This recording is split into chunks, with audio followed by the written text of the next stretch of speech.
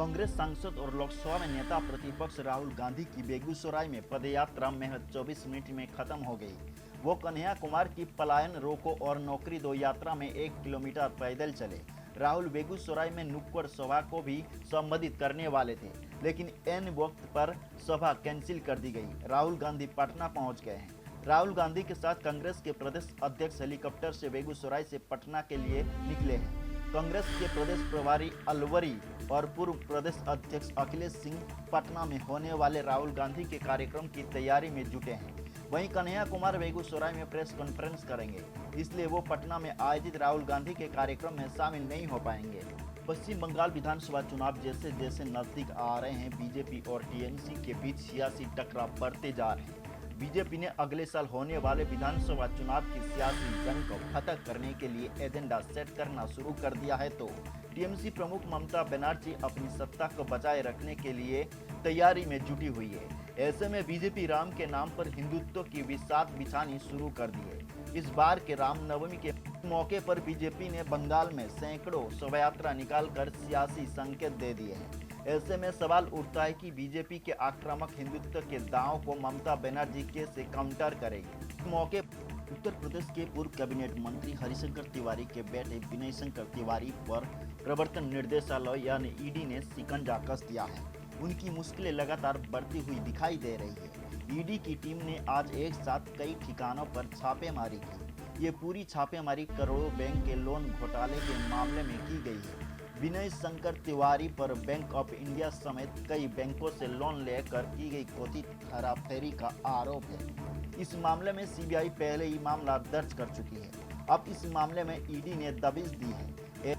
खबर उत्तर प्रदेश की बांदा से। एक और योगी सरकार किसानों के हित के लिए लगातार कार्य कर रही, तो दूसरी ओर बांदा में क्रेशर संचालकों से परेशान किसान आत्महत्या की चेतावनी दे रहे हैं। खेती किसानी से अपनी जीविका चलाने वाले किसान प्रशासन से शिकायत कर थक चुके हैं। लगातार क्रेशर संचालकों की दबंगई उनके लिए अब घातक बन चुकी है। पूरा मामला बांदा जनपद के जरर गांव का है, जहां रहने वाले युवा किसान विकास गुप्ता ने बताया कि उनके गांव में 5 क्रेशर लगी हुई है। क्रेशर के बगल से ही उनका 6 बीघा खेत पड़ा हुआ है। जब क्रेशर चलती है तो पत्थर की धूल आकर उनके खेतों में जमा हो जाती है। धूल उड़ने की वजह से दिखाई तक नहीं देता है। पत्थर की धूल उनके खेतों में जमा हो रही है, जिसकी वजह से लगातार मिट्टी अपनी उपज छोड़ रही है। नतीजतन पहले के मुकाबले अब फसल की पैदावार आधी हो चुकी है। बता दें कि इस क्षेत्र में 5 क्रेशर संचालित है, जिनमें कोई भी एनजीटी के मानकों को पूरा नहीं करती है। ना तो यहाँ पानी का छिड़काव होता है और न ही धूल रोकने के लिए किसी भी प्रकार का अवरोध लगाया गया है। देखिए, इस क्षेत्र प्रशासन की मौन सहमति इन क्रेशर संचालकों को और बढ़ावा दे रही है। इन सब के बीच योगी सरकार बदनाम होती दिख रही है। स्थानीय प्रशासन की लापरवाही से किसान के लिए अब काल बन चुकी है। हमारे यहाँ रुक क्या नाम है आपका? जग प्रसाद।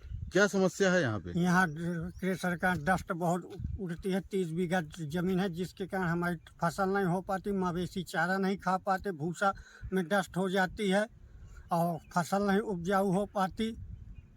कब से है ये समस्या? ये जब से क्रेशर लगी 2-3 साल 4 साल से। इससे और क्या परेशानी होती है? और रात में गुंग उठती है, मवेशी नहीं दिखते, मवेशी चल जाते हैं। तो रात दिन चलती है क्रेशर? रात दिन चलती है क्रेशर। कभी शासन प्रशासन कभी कुछ कार्रवाई हुई है यहाँ? कोई कार्रवाई नहीं हुई। ठीक, चालू करो। दादा क्या नाम है आपका? मेरा नाम कामता प्रसाद। क्या समस्या है आपके यहाँ की? हमारे समस्या निया के धूल ऊपर है, चालू कर दिए थे तो यहाँ गुंग उड़ ना आदमी खेती काट पावता है और ना यहाँ रह पावता है। और उन माने का कोनो तैयार नहीं होते हैं। हाँ हूँ मोटार दिए थे। अब फसल हमारी चौपट हो। कितने बीघी जमीन है? 6 बीघा जमीन। तो अगर ये नष्ट हो जाएगा तो क्या करेंगे आप? कहाँ से क्या करेंगे? झुनी आत्महत्या करो, अब क्या करो? ठीक, यह समस्या है कि हमारी खेती बाड़ी नहीं कर पाते। हम बटाईदार आदमी हैं, मान लिया काम करता, और जब न कर पाएंगे तो छोड़ छाड़ कर मान लिया कहीं जा सकते हैं, कुछ कर पलायन करना पड़ेगा यहाँ से। अच्छा, ये कितने खेत होंगे लगभग आसपास? सब लोग परेशान होंगे? हाँ सब परेशान है, कम से कम यहाँ तक तो परेशान है। तो क्या होगा अगर नहीं समस्या का हल निकलता तो क्या करना पड़ेगा? क्या कर भी अब मान लिया आप खेती तो मान लिया यहाँ की अपन बीज बाज के खा आपकी जीविका का केवल यही एक साधन है? बस यही साधन है हमारा, खेती बाड़ी करे, मतलब किसान आदमी हम मान लिया तो कमाते तो कमाए नहीं पाते। क्या नाम है आपका?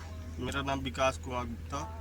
क्या समस्या है आपकी? ये समस्या हमारे यहाँ की इतनी ज़्यादा धूल आ रही है कि ना एक फसल काटने के लायक है और मेरी ज़मीन तो बर्बाद ही हो रही है पूरी तरह से। काहे की धूल है ये तो क्रेशर लगा हुआ जस्ट बगल से, उसकी धूल आ रही है बराबर, कहने पर भी नहीं मानते वो लोग। हम लोग तो यहाँ तक कि उतारू हैं कि आत्महत्या करना पड़ेगा इसके उसमें हमें। अभी तक कटाई क्यों नहीं हुई? कटाई इसलिए धूल के कारण कोई काटने के लिए तैयार नहीं है हमारा। कितने बीघा लगभग होगा? ये हमारा 6-6.5 बीघा लमसम खेत। 6 बीघा खेत बर्बाद हो रहा, अब आप क्या करेंगे, कैसा क्या? पता नहीं, यही तो आत्महत्या का हमारा कारण बन रहा है। हम केसीसी भी लिए हैं, इस कारण केसीसी भी नहीं भर पा रहे हैं।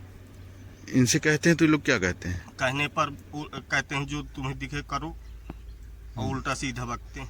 आपने कहीं शिकायत वगैरह की है? शिकायत मैंने डीएम के यहाँ पत्र के माध्यम से उनको अवगत कराया है कि मेरी समस्या सुनी जाए, नहीं मैं तो आत्महत्या कर लूँगा। उत्तर प्रदेश के जनपद मुजफ्फरनगर के रोहाना में तरुण कपूर प्रधानमंत्री सलाहकार द्वारा मेसर्स इंडियन पटर्सन लिमिटेड डिस्टिलरी व सीबीजी इकाई रोहन कला का दौरा किया गया। इस अवसर पर भारत सरकार के विभिन्न विभागों के उच्च अधिकारियों द्वारा शिरकत की गई। कार्यक्रम में PS Mahloti, managing director Neeraj Sharma, executive director IPL commissioner Saharanpur, DM Muzaffarnagar, DM Saharanpur, DM Shamli के द्वारा भी फैक्ट्री परिसर का दौरा किया गया तथा किसान समृद्धि केंद्र रोहाना कला का भी दौरा किया गया।